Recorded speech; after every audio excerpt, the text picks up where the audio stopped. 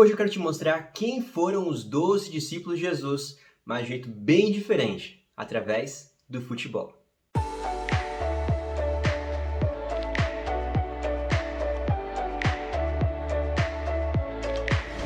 Fala pessoal, sejam bem-vindos ao seu canal de esporte e cristianismo do YouTube.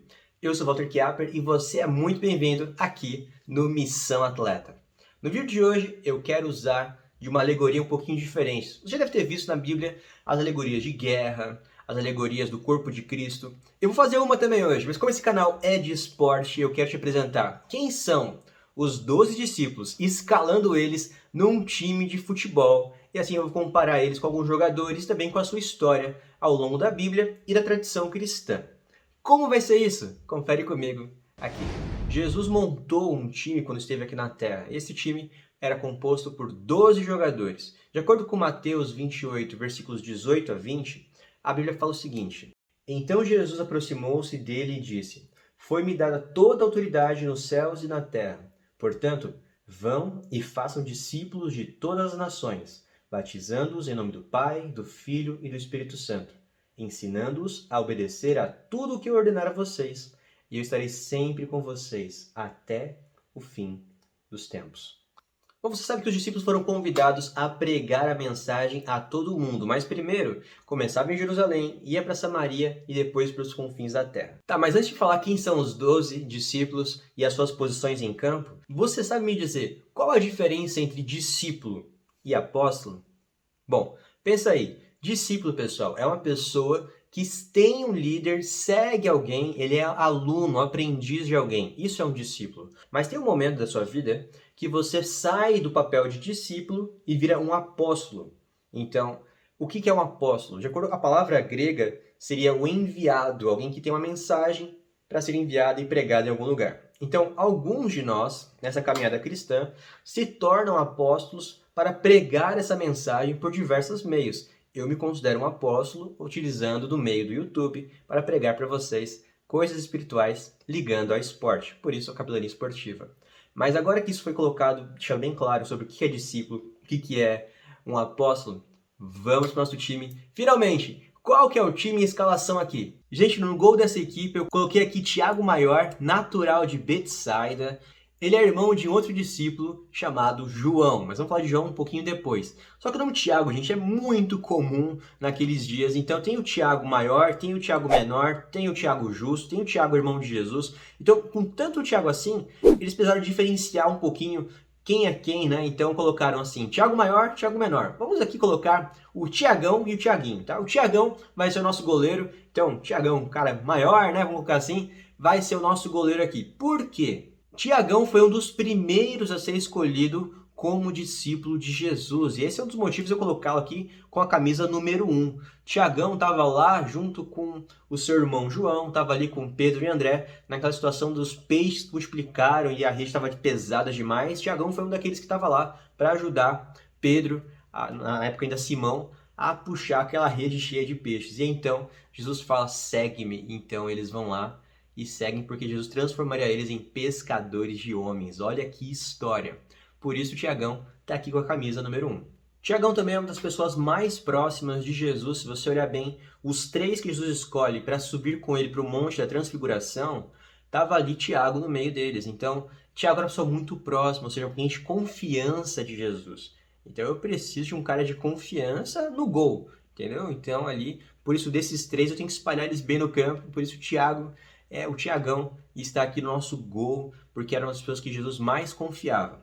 Mas como então ele morreu? Bom, de acordo com a tradição, Tiago, filho de Zebedeu, ele foi morto no ano 44 por ordem do rei Herodes Agripa I. E ali, na verdade, ele foi o primeiro dos 12 discípulos a morrer. Por isso eu acho que também mais um motivo para ele ser jus a camisa número 1, a camisa de goleiro da nossa equipe, foi o primeiro discípulo a morrer lá no ano 44 depois de Cristo.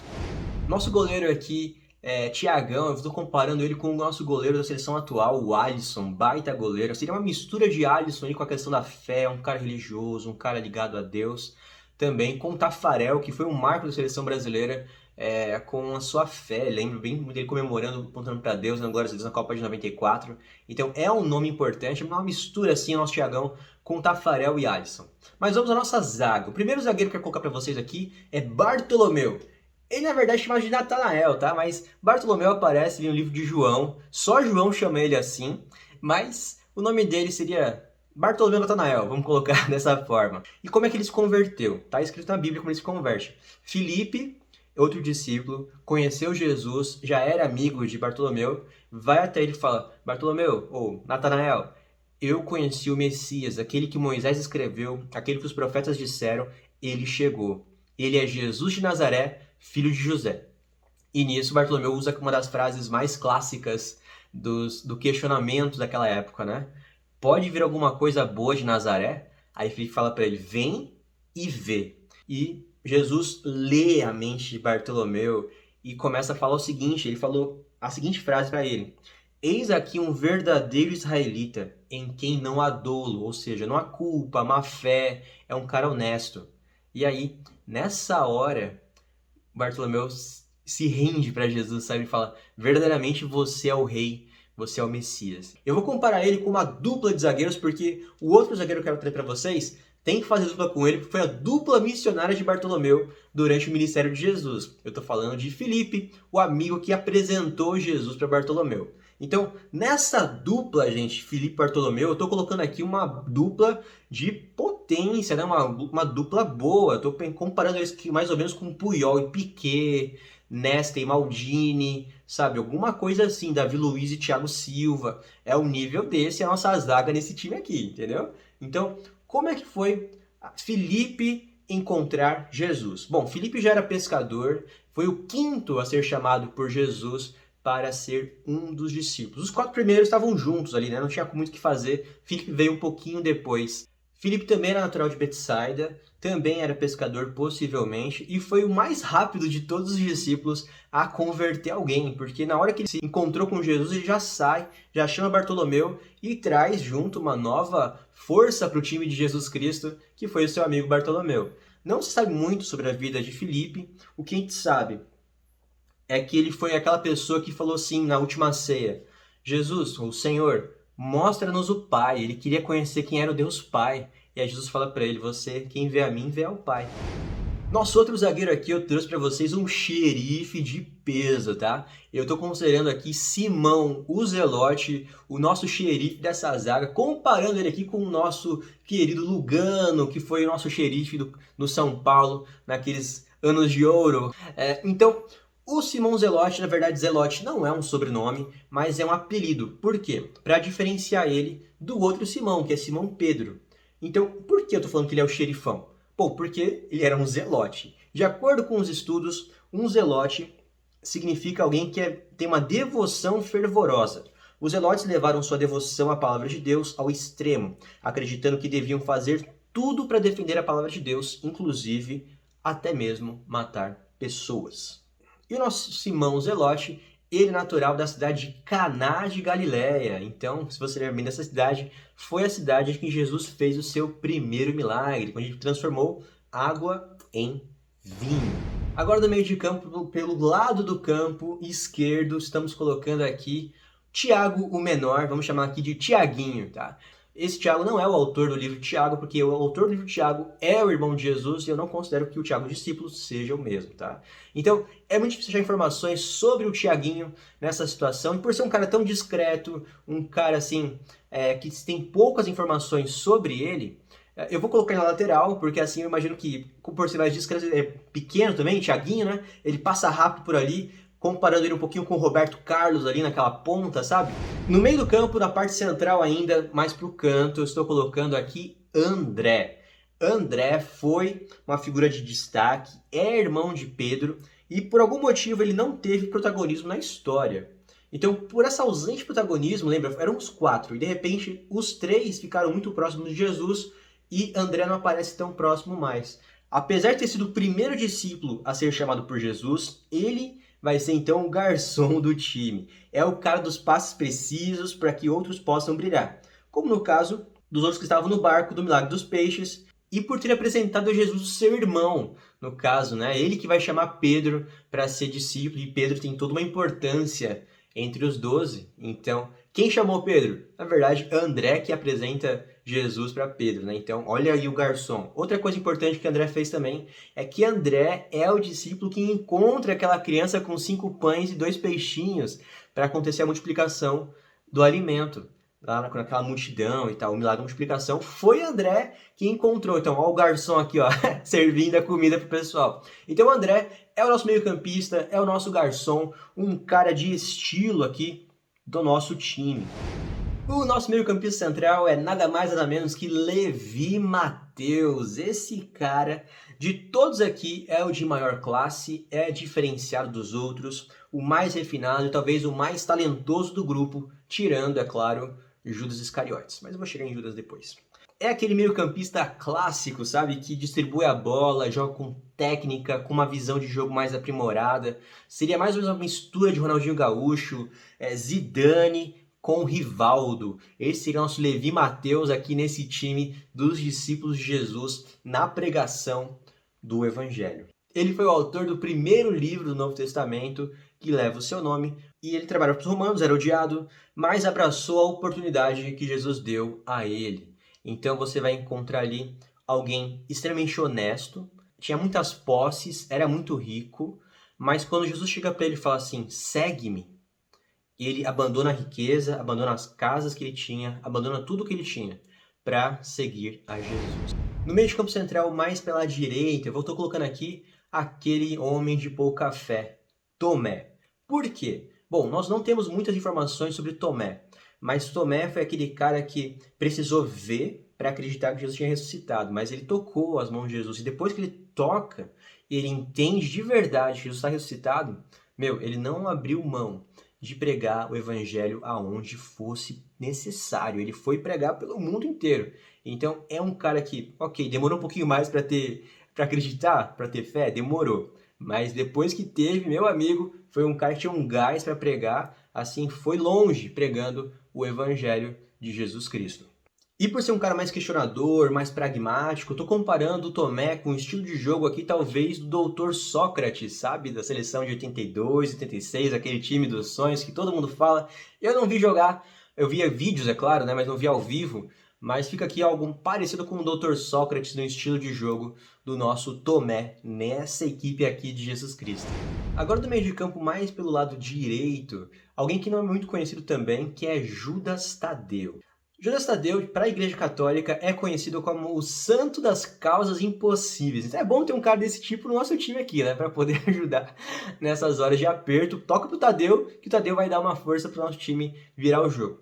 Então, esse rapaz, esse personagem, é um personagem muito ousado. Tem uma história que diz que o rei Abigar da Mesopotâmia, estava doente.